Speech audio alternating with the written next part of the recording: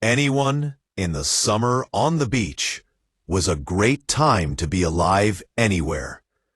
It was way better when you were on Jeju Island singing in front of 100,000 screaming fans against the backdrop of a deep blue sea and a cloudless sky.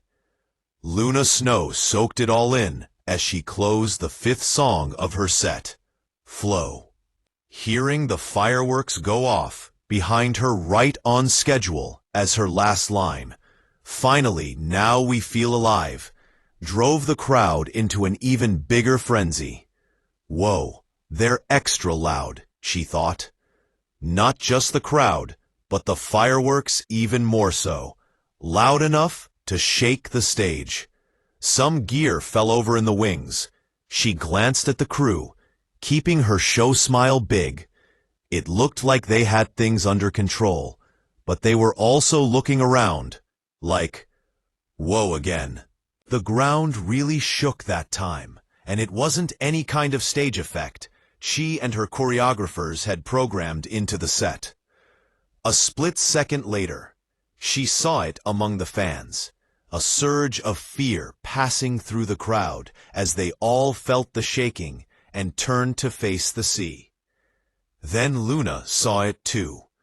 The horizon moved, a slow bulge at first, but as it approached, it grew into a great wave surging in the direction of the beachside amphitheater. A tsunami. But no ordinary tsunami, because behind it, no, within it, lurked an immense shadow, as if the wave had not arisen naturally, but was being driven by something below. How big would a creature have to be to cause a wave of this size? Already the water was draining away from the shore. That meant she had very little time to act. So act she did, springing off the stage and rushing toward the beach as the crowd scattered away. The wave was growing, with no signs of stopping. She planted her feet when she reached the coastline and called up every atom of her cryokinetic powers. Singing a high, wordless note, she found the frequency of the waves and tuned herself to it.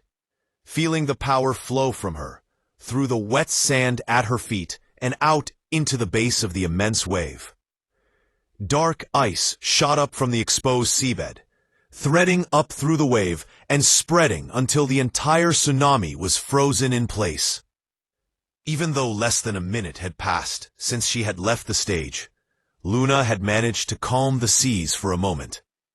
And a long moment it was, the only sounds along the beach being the astonished gasps and sobs of the audience. Then cracks began to appear. Something was moving within the ice. The shadow, she thought. And just as the thought formed in her head, the frozen standing wavefront shattered. The momentum of the tsunami was broken, so its towering water flowed across the shore and back into the sea. But what emerged amid the battleship-sized shards of ice made Luna realize that she had solved the symptom, not the cause.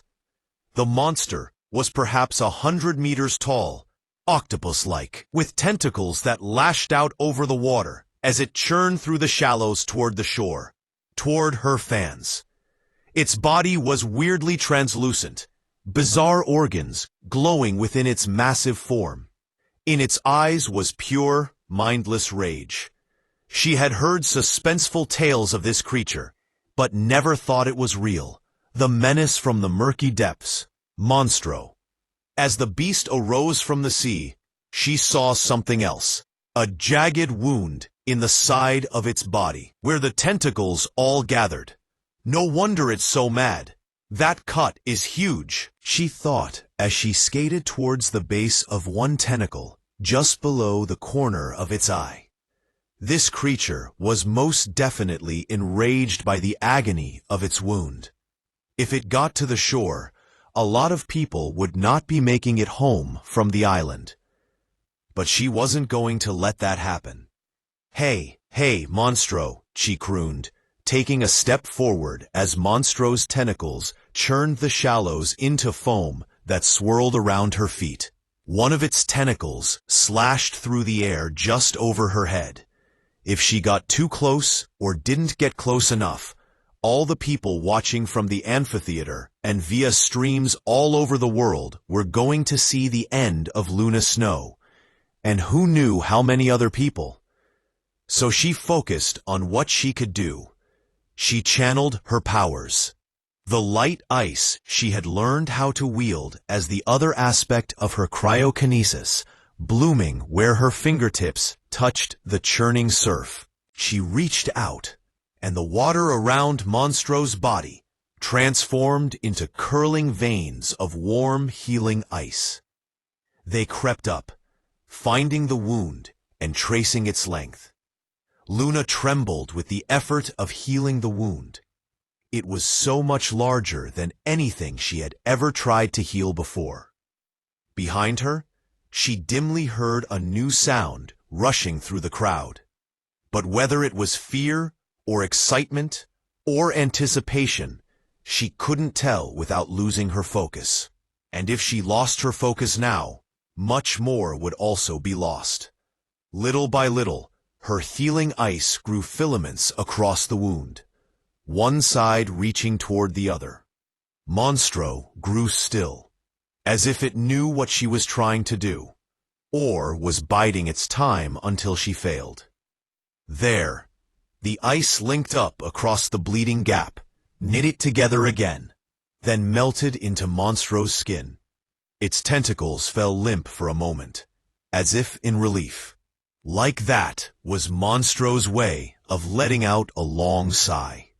Then, slowly and peacefully, it slipped back out into deeper water and was gone, leaving the huge chunks of ice to crash and grind against each other in its wake. Then Luna heard a voice off to her right. Surface Dweller, so-called superstar, Luna Snow. She turned and barely suppressed a squeak of shock. Hovering above her on winged feet was none other than Namor, ruler of Talokan and all the endless expanse of the deep ocean.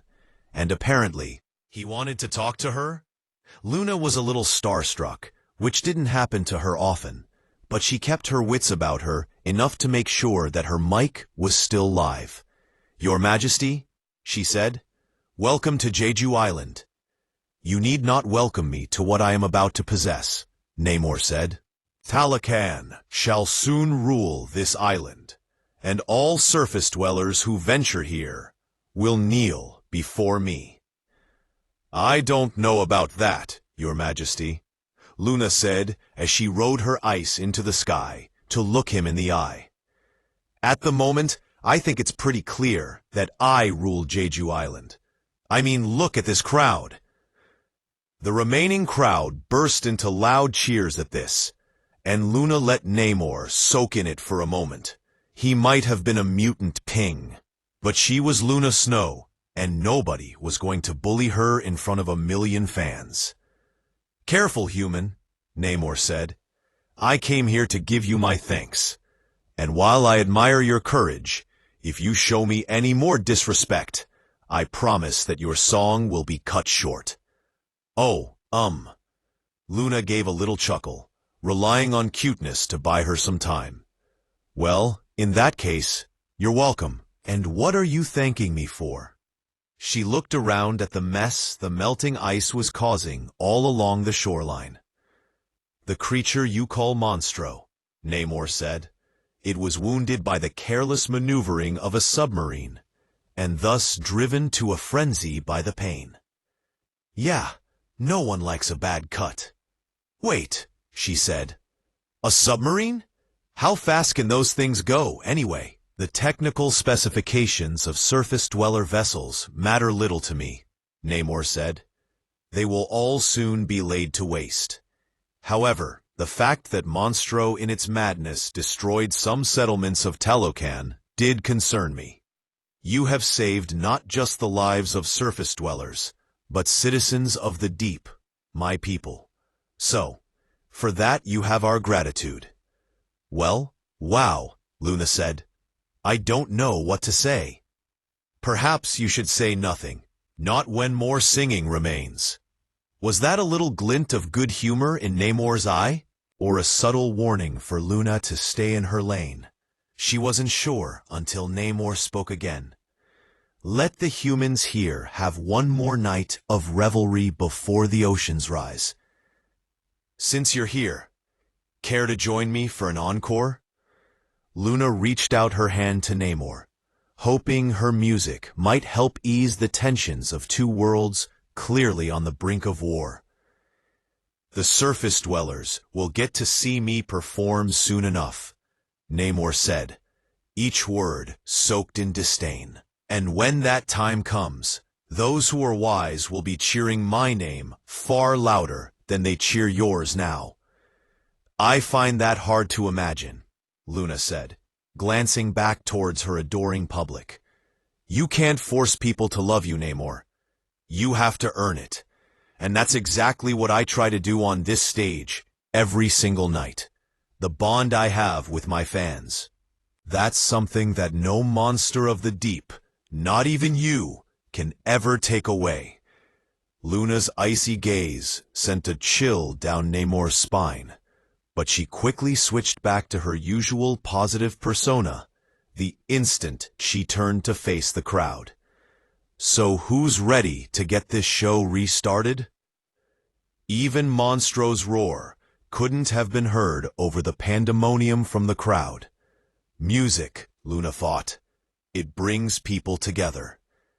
Back to the conversation with Intact. But as she watched a grim Namor silently disappear back into the ocean's depths, she wondered how much longer that would be the case.